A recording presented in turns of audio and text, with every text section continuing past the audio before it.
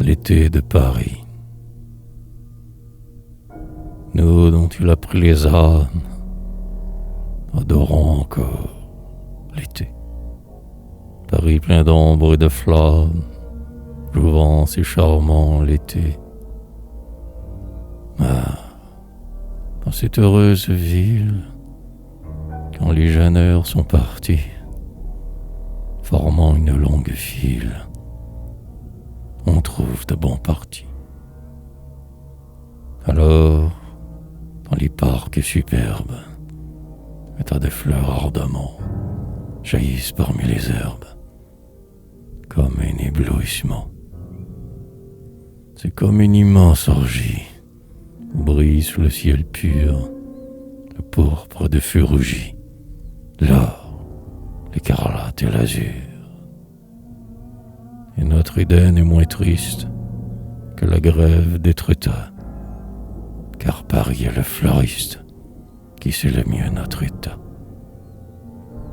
Avec ses beaux équipages et ses reines, dont les cieux admirent les fiers tapages, le bois est délicieux.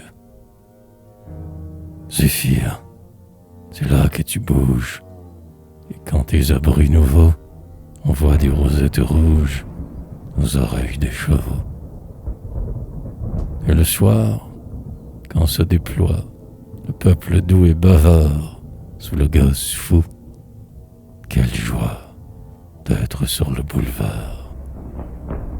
Tandis que, sous des rubriques, les absents mangent, partons, des tournes d'eau chimériques et des truites de carton.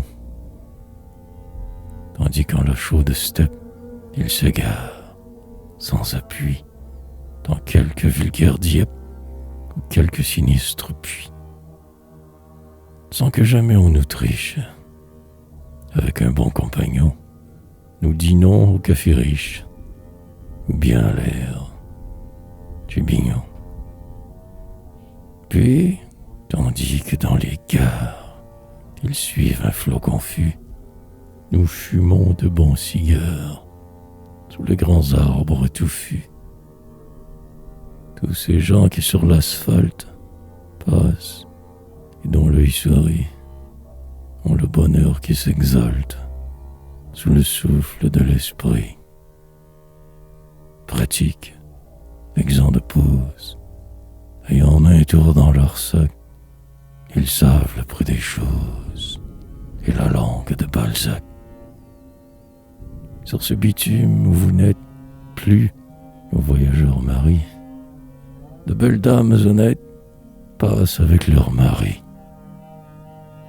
Et sous nos yeux bénévoles, qui les suivent à loisir, d'autres aussi, plus frivoles, que l'on voit avec plaisir. Emma, dont la voix est douce, comme un soupir de hautbois, avec sa cousine rousse, marche, un éventail au doigt. Claire, que la haute gomme chante, suit son spodard, en robe écarlate comme la vareuse d'un hadar. Rosette, qui n'est pas sage, on la su l'événement, erre dans le vent le passage où loge l'événement. Lucille, que chacun aime et qui boit de Tortoni, prend avec lui tout de même des glaces chez Tortoni. Et Jeanne, qui est la prose, mais effet qui nous est cher, sur sa chair couleur de rose, des roses couleur de chair. Cependant, sur les falaises, nos fuyards murmurent Miss, à l'oreille des Anglaises, bien plus veulent qu'Artémis. Et souffletés par les vagues, ils promènent leurs vestons sur les Himalayas vagues.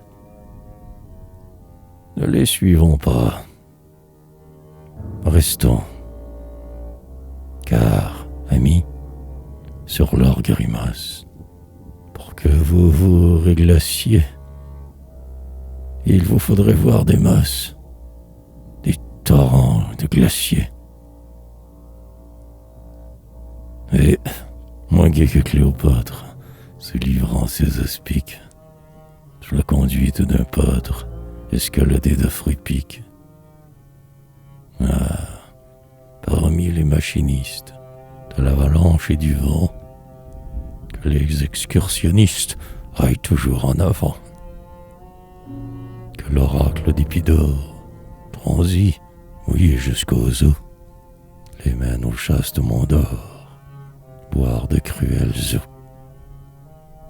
Qu'ils aillent au bord farouche, que mord l'océan amer, pour ressembler à des mouches au bord de la vaste mer. Qu'ils s'égarent sous les brumes et dans les sombres halliers, en laissant toutes leurs plumes aux griffes des hôteliers. Mais nous, âmes casanières, restons, gagnons nos paris, puisque nous trouvons Asnières encore trop loin de Paris.